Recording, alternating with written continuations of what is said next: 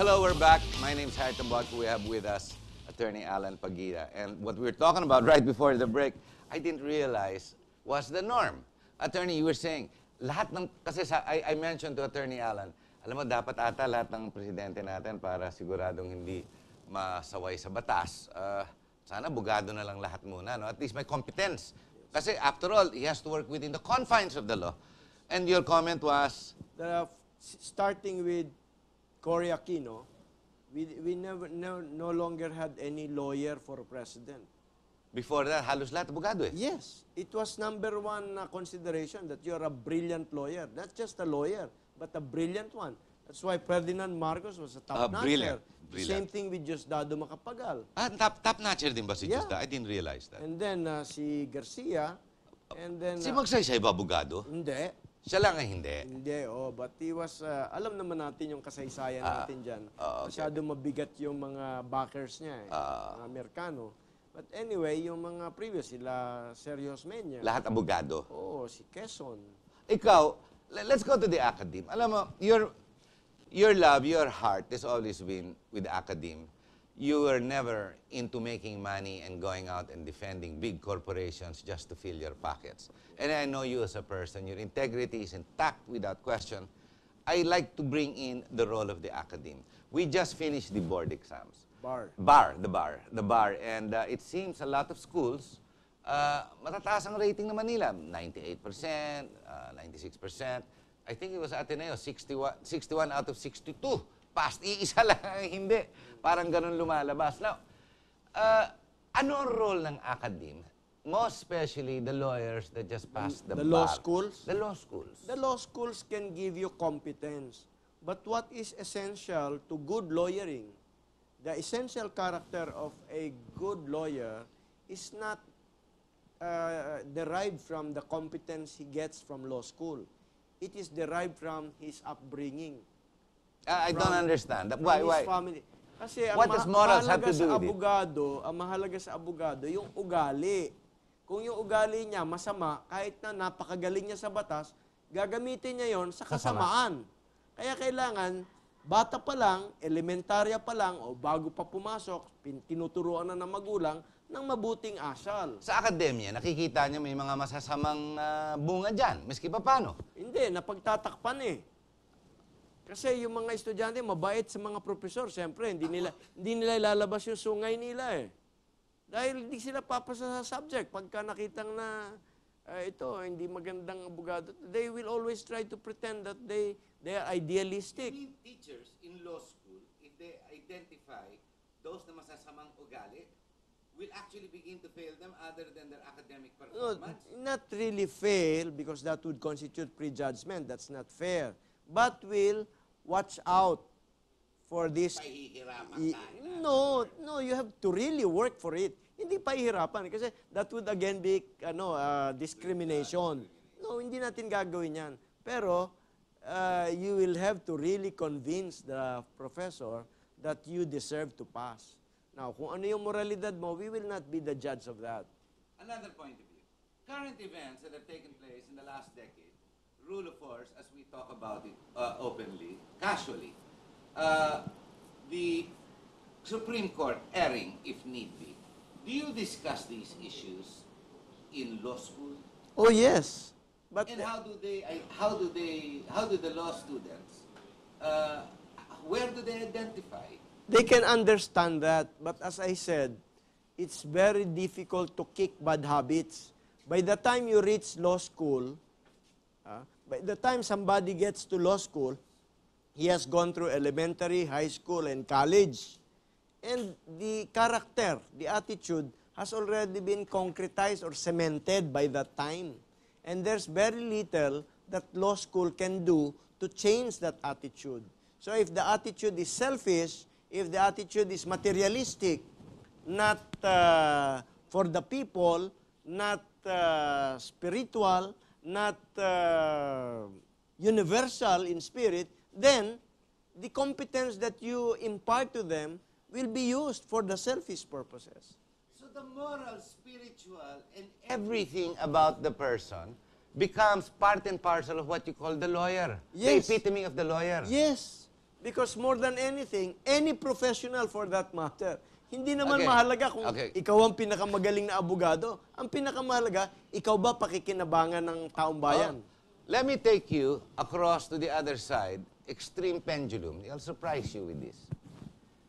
Eh, paano yung mga hazing-hazing na pinapatay nila yung mga kasama nila? But these are good lawyers. It happened again just recently in San Beda. We produced very many good Bedan lawyers. How do you address that? Yes, that's a very good point. But I'm sorry, I'm just taking you to the other side of the pendulum. Yes, that is a very good point because that should not discourage people from letting their children take up law. In law, we say that there is a formula that we follow. All laws follow a formula. What is the formula? The basic formula is there is a general rule and there is an exception. There is an exception to the exception and sometimes there is still an exception to that. But all exception to the exceptions reverse back to the general rule. So in other words, One rule. ang mas marami, general rule. But it is a part of reality that there are exceptions. As a general rule, we have good lawyers, but there are always rotten eggs in the basket. And we cannot deny that. And we will not deny that. In the same way that in media, in the medical profession, Yes. in all other professions, We have rotten eggs. there will always be rotten eggs. And you happen to point out certain rotten practice in the legal profession. Nicely put. I thought I was going to catch you there. I didn't. Going back to the academe. If they can see and you discuss the current events that you're all talking about, analyze it, bring up what is correct, what is become tradition even though it is incorrect, do we leave it upon these new lawyers that have just passed the bar to save and resolve our futures because the current state of where we are, it seems to be in conflict with each other. The lawyers versus the president's lawyers, the lawyers in the Supreme Court versus the critics for and against the Supreme Court. Then you have the constitutional lawyers who try to rationalize the different points of view, not to mention the mandated lawyers who got the mandate from the people saying, no, the dynasty issue has not been identified. Now, this is all called rationalization, but it does not necessarily mean it's correct. Yes, it's wrong. So, who will resolve the country's errors when it comes to the legalists? Well, we have already addressed that in our Constitution. We give the answer to the question, what is the purpose of our Constitution, of our constitutional order? It's written there in the preamble. The purpose is to build a just and humane society. What is the implication? That means what we have is an unjust and That's true, isn't inhumane it? Very good. Nicely society. put, yes. Therefore, just like the reality of us parents, hoping against hope that our children will live by the ideals that we raise them with, Sometimes we they can can only go wrong. pray. We can only pray that they will indeed follow it. In the same way, us You're right. professors in the academe can only hope and pray that our students will pick up the good ideals that we try to impart on them, not only in terms of words, but also in terms of living examples. A good friend of ours, attorney Homobono Daza, a much more senior lawyer, has pointed out in this show many times, in this very show here in Talk to Harry, and says that those who've stayed in law, and while they're in the academe, as they come out, have all the bright ideas and the proper ideals. But going and engaging society over years, over decades of practice, have turned them into new monsters and are no longer redeemable. Do you agree with that statement? Partly yes, but we have to qualify in terms of the transformation that takes place. The transformation in law school is limited to competence in terms of legal skills. But the transformation from good person to a monster, that refers to the character. And society that has made them what the monsters they become. To a large extent, the practice, the practice of realpolitik, the practice of politics in the Philippine context, the matter of Yes. lagayan, Yes. the matter of They rationalize it. politics of money, Yes. guns and goods. They rationalize the legal part of it. This tends to pollute whatever idealism law school may have implanted in them. Look, let's look at this very celebritized case of Ampatuan. Perception has it, in general, these guys are murderers because 56 people, 57 people were murdered. Then here comes a lawyer, no less a celebrity himself, who stands up for the rights of the accused. It's ongoing 2-3 years now. And of course, everything like in this country takes 100 years before it is resolved. I'm sorry, I'm being sarcastic. But No, but it's objectively correct in this case. yes, it's going to will take take 100 years. It will Yes. take 100 years. How is it? What can we rightfully say 1 + 1 = 2? So he's a bad person. He's a bad lawyer. He's standing up for someone who is a murderer. Of course, again, it's perception. That's why I use the word perception, because I'm not sure if he really was. I'd like to think he was because media told me he was. And everything I know about Ampatuan, I've never met him. I've Only never in known. terms of the existing charges. Yes, that he is a monster. Pero here comes a lawyer who's actually standing up for him. So he too is a monster. No. What the lawyer Fortune is, is his name, what yes. the lawyer is standing for is the constitutional principle of due process. You can make conclusions against an accused, but you have to prove this through the procedure established by law, because everybody is As due. entitled to be presumed innocent until proven guilty after due process before a competent court. That is all that the lawyer does. And when tactics become an issue called technicalities, and what we call, has become a tradition and a practice with the courts, it's called delay. The person is saved. The person, the bad person, perceived to be the murderer, actually goes on to live and is saved. This is where the golden principle, this is where the golden rule of service in government comes in, which says that public office is a public trust. And then the ordinary citizens, the sovereign Filipino people, they always have a general impression of the general government. The question is their experience with their government for the last 10 years, for the last 20 years, does it engender public trust or distrust? Because if it engenders public distrust, no amount of rationalization, no amount of excuses, no amount of justified delays will change their perception that what is happening is a fruit of graft and corruption.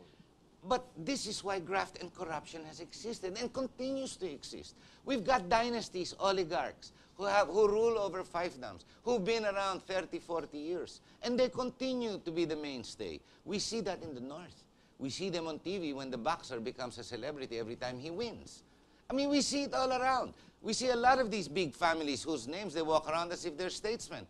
But they've done the country wrong because the measure of success is called today. And today is miserable compared to what it should be. That is the conundrum of people like you and me. That is why we try to raise our minority voices to bring up the issue of the rule of law, which is the food of sovereignty. Until we have the rule of law, assert it in every way possible, the public trust that is supposed to be reposed on public offices and public officers With competence, dapat. will have no more basis. And that is why we should value our struggle in mouthing hopeless causes for the rule of law. Why? Because once people like us stop advocating the rule of law because of hopelessness, then the next thing that will happen is that there will no longer be absolutely no more basis for public trust, and then government can no longer govern. Aren't we reaching that point already, Alan? Haven't we reached that point? Haven't we reached the pinnacle of what we call the rule of force? Have we not seen it in the last 3-4 years?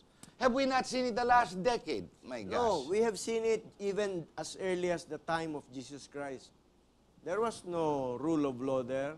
That was lynching, but they called it due process when he was sent to several fora. But they already That's had mob rule. they already had Lynching. the preconceived notion of crucifying him anyway. So And they it's succeeded. still true up to now. It's still true up to now. Why? Because organizations who should speak up for the rule of law leave it to individuals like you and I to do the dirty job for them. And then they just stay on the safe margin of the political environment so that they do not earn the ire of the power holders. So those who keep quiet and do nothing about it and agree and disagree by agreeing, it is really their fault. By keeping silent. By keeping silent. Yes, that's conspiracy by silence. And that's a bigger sin. Yes, because under the law, Article 19 of the Civil Code, you must exercise your rights, you must perform your duties by acting with justice, giving everyone his due, and observing honesty and good faith. And keeping silent when you are required by the nature of this situation to speak up or prevent murder or prevent homicide or prevent theft or prevent plunder, and you don't do anything, then you are violating, you are committing an actual violation of the command of the law, the positive command of the law to do something. Hindi pala pwede nakakalusot yung nananahimik lang. Ano. Si Juan de la Cruz, ang kala niya, yung strategiya niya na ayaw makialam, ay hindi naaalala, hindi naintindihan na siya pala nagkakamali. Kaya nga maganda yung nangyayari ngayon. Nagkakaroon na tayo ng mga aktivista sa mga simbahan, katulad ni Cardinal Sin, na nakikihamok na siya. Sumasali sila sa labanan dahil nakikita nila, mukhang ang karamihan ng mga kababayan natin ay pagka hindi sila makalaban dahil sasabihin nila mahirap sila, sinasaalang-alang nila yung ipapakain nila sa anak nila, sa misis nila, ayaw nila makulong, idadaan na lang nila sa dasal, itinuturo na naman ng ating mga pinuno ng pananalig na hindi, kailangan ipagsabay natin yung katarungan sa batas at yung katarungan sa ating puso't damdamin na batay sa sentido komon. I like that. You know, Alan, I personally enjoy and learn so much when I sit. This is one of the reasons why I enjoy broadcast. When I sit here and talk to you, and we discuss these real issues of real concern for the people who are listening, we are helping them to generate critical thought and action, not inaction, which is what they've been used to. Anyway, we're at the top of the hour. We're going to have to close. One very quick question with a quick answer. Why don't you put your money where your mouth is, and run and join the political fray? I have exercised my discernment, and I think my proper role, my better role, would be to write, to put them in writing these thoughts for the benefit of our next generation, for our present generation, and attend invitations like this progressive program of yours. It's a compliment. Thank you very much, Alan Pagia. Ladies and gentlemen, alam mo, tama yun eh. Ang mali. Yung nananahimik at kala mo ayaw mo makialam kasi ayaw mo ibibigo to open your mouth, so to speak. Ayaw mo makialam. Kayo ang problema, hindi kami. Hindi nagsasalita, hindi lumalabas at sinasabi, mali yan. Kayo ang mali kasi nananahimik kayo. Alam mo, I know that in another term, it's called you have to be a body politic. And when you're not in any citizenry, it fails. And you're the cause of that failure. Now, I know you're here, you're watching me, and I'm supposed to be thankful because traditionally the host is always to smile, look good, put on makeup, and try to make you feel good. And here I am, I'm screaming at you.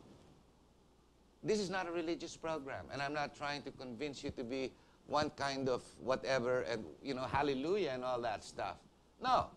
I'm trying to generate some sense to bring civility into the society you and I call civil society. Alam mo, nakakalito eh. Because I walk out there, Alan's out there, he's tending to his flock. I mean, he's got the legal expertise, he's got to teach, he's got to preach, he's got to train, he's got to watch them. And you and I, we get to sit back and watch TV and look at ourselves. Come on, guys. 2013's around the corner. Unless, of course, let's put families in the Senate. A mom, father, son, daughter. Let's not forget the girlfriends. and wife number 2, and Kirida number 3. Let's put them all side by side in the Senate and give them the same names. Let's call them Garcia, for example. No, nothing bad to the name Garcia, but because it's De La Cruz. Everybody's a De La Cruz in the Senate. O, diba? And then, for every character and celebrity that we see on TV that makes us smile, let's make them all mayors, governors. O, diba? Everybody happy. Is that what you want? Magandang salamat. Maraming salamat po. My name is Harry Tamboatco. We hope you've enjoyed the show. Thank you again, Alan. Thank you.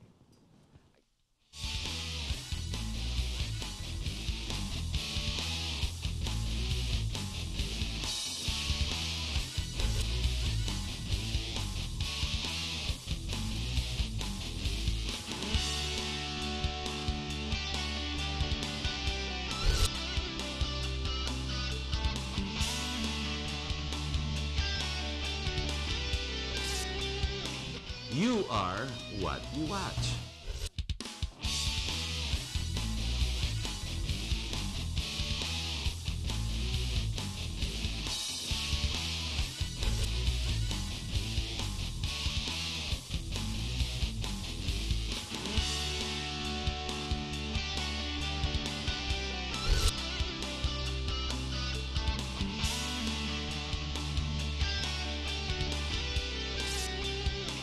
You are what you watch.